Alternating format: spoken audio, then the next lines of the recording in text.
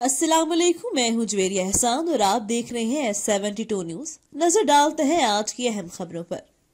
टंडू आदम से रिपोर्ट करें हैं रमजान शेख। टंडू आदम माहिर होम्यो एंड हिजामा स्पेशलिस्ट अपने इंटरव्यू हजामा पर रोशनी डालते कहा, तमाम मसाइल का अल्लाह पाक ने अपने दीन इस्लाम के तरीक़े में हल रखा है।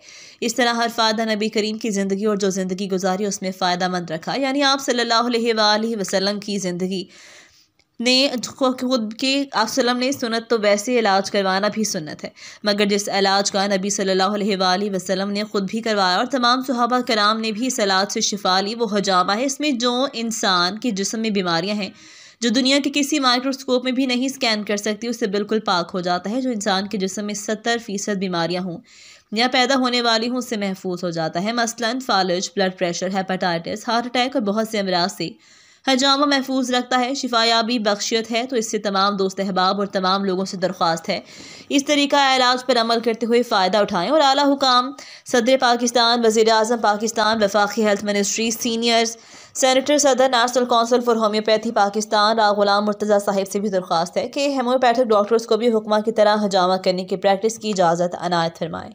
हम आप सबके शुक्रगुजार होंगे।